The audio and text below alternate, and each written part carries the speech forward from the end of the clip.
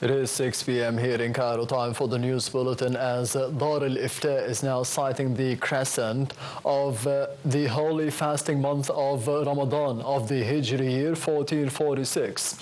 If it is cited, today will be the last day of the current month of Sha'ban and tomorrow will be the first day of Ramadan.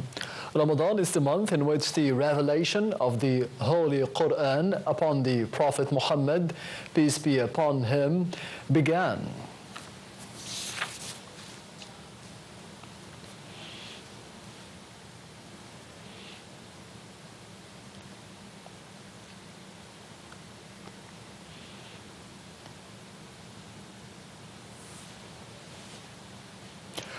Prime Minister Dr. Mustafa Madbouli extended his greetings to the Egyptian people in the occasion of the holy month of Ramadan, wishing them further progress and prosperity.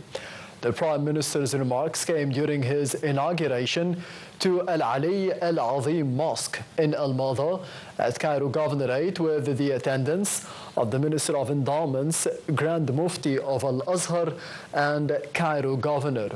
Following the opening, the Prime Minister stressed the state's keenness on developing and renovating the existing mosque and build newer ones in various governorates, adding that the Ministry of Endowments is preparing to receive the holy month of Ramadan by opening 162 new mosques. Madbouli also performed the Friday prayers at the mosque, which can accommodate up to 5,000 worshippers and is built on an area of 8,100 square meters. The mosque was designed to contain various services that citizens need, as it includes halls for events, rooms for reciting the Holy Quran, internal and external courtyards, as well as the nursery, educational class, and a library. Intensive negotiations continue today on the Gaza ceasefire's second phase in Cairo, which is due to start on Sunday. Officials from the Palestinian Hamas group and Israel, as well as the mediators Qatar and the United States, have started the intensive discussions on Thursday. The first phase is set to expire this weekend. What the agreement says, the truce remains in effect during the negotiations. The first phase that began on January the 19th halted 15 months of the Israeli war and saw 33 Israeli captives, including 8 bodies released in exchange for nearly 2,000 Palestinian prisoners. Sources said that the Israeli delegation tries to extend the first phase. Hamas refused the idea, calling for international pressure on Israel to enter the next phase of the ceasefire, which will bring a full Israeli withdrawal and a lasting ceasefire. A Palestinian man was killed in the Gaza Strip southern city of Rafah by an Israeli drone. Also, the Israeli military boats fired at the coastline of the Strip's main northern city of Gaza, wounding 2 fishermen. Meanwhile, the Palestinian Foreign Ministry warned that the Israeli seizure of Palestinian lands in the West Bank, especially in the occupied Jerusalem, have increased with the aim of increasing illegal settlement activities. Germany's foreign ministry said that Israel must better protect the civilians and the civilian infrastructure in the military operation in the northern part of the occupied West Bank. A statement said that 40,000 Palestinians who were displaced by the Israeli military operation should be allowed back to their homes as soon as possible. It added that the Israeli government's plans to deploy the Israeli army in the Jenin refugee camp on a long-term basis are unacceptable, noting that under the Oslo Accords, the Palestinian Authority has full responsibility for security in Jenin. The Israeli occupation continued an incursion in the northern West Bank city of Tul Karam and the refugee camp of Nur Shams amid unprecedented escalation of destruction. The Israeli Defense Minister Israel Katz said on Sunday that the troops would remain for many months in the evacuated camps of Jenin, Tul Karam and Nur Shams to prevent the return of residents. In Nablus, the Israeli occupation forces intensified the presence at the checkpoints, choking the movement of Palestinians. In the southern city of Hebron, the Israeli occupation forces detained 6 Palestinians, including a woman, during a raid. Arab League chief Ahmed Abul-Ghait congratulated the Lebanese Prime Minister and the Wef Salem government for gaining the confidence of the Lebanese parliament, wishing him success in implementing the government important goals. Spokesperson of the Arab League chief said that the confidence gained by the new government constitutes an important start for the Lebanese people's new era after the difficult phase of the last years. The United Nations Children's Agency said that more than 1 in 2 children under the age of 2 are suffering severe food poverty in East Lebanon after the Israeli aggression. And this comes as the Israeli violations of a ceasefire that came into effect on November the 27th continued. The Lebanese Health Ministry reported 1 death and 1 injury in an Israeli strike on a vehicle in the northern Hermil city. Meanwhile, the Lebanese new Prime Minister in the Wef Salem used the tour of areas that suffered wide destruction during the Israeli war to call for a full Israeli withdrawal and promised residents of border villages a safe return to their homes and the reconstruction.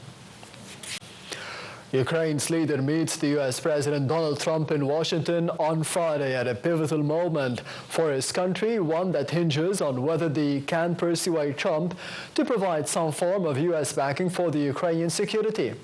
During his trip to Washington, President Volodymyr Zelensky's delegation is expected to sign a landmark economic agreement with the U.S. aimed at financing the reconstruction of the war-damaged Ukraine, a deal that would closely tie the two countries together for years to come.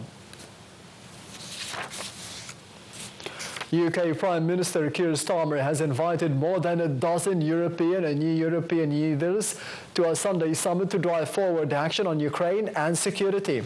Ahead of the main summit, Starmer will chair a morning call with the Baltic nations before welcoming the Ukrainian President Volodymyr Zelensky to Downing Street to discuss the war with Russia.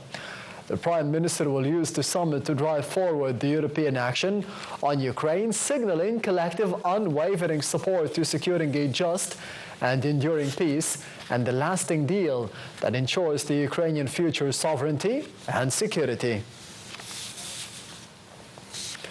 3 people were killed in drone and artillery strikes on the Russian-held part of the Ukrainian Kherson region. A woman and a child were killed in a Ukrainian drone strike on an ambulance in the village of Mala Lipatica. Another civilian had been killed in shelling of the town of Alashki.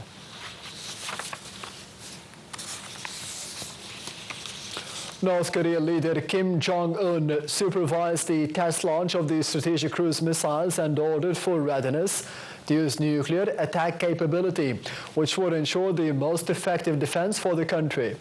The missile launch was conducted on Wednesday over the sea off the west coast of the Korean peninsula. North Korea has pursued the development of strategic cruise missiles over several years, intended to deliver the nuclear warheads.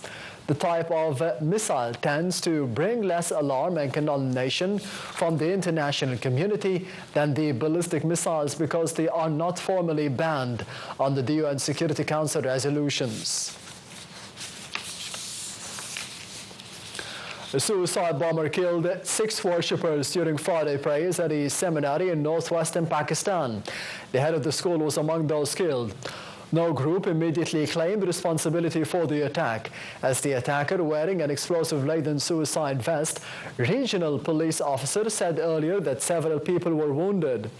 Prime Minister Shehbaz Sharif condemned the bombing. And violence marred a huge demonstration in Athens to mark the 2nd anniversary of the country's worst rail tragedy, as the youth threw firebombs and clashed with the riot police outside the parliament. Nearly 200,000 people had turned out in peaceful protest to demand the justice for 57 victims of the crash between a freight train and the passenger train near the central city of Larissa on February the 28th of 2023.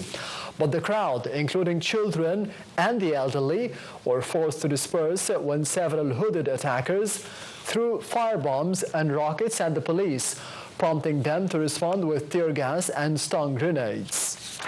A monthly report released by the stock market showed that the bourse indices collectively rose in February, with the benchmark EGX 30 adding nearly 2%. The report also said that the broader EGX 70 of the small and medium shares gained 1%, and the more expanded EGX 100 jumped by 1.8%. The report said that the market capital of the listed companies added 40 billion Egyptian pounds, reaching 2.269 trillion pounds, up 1.8%.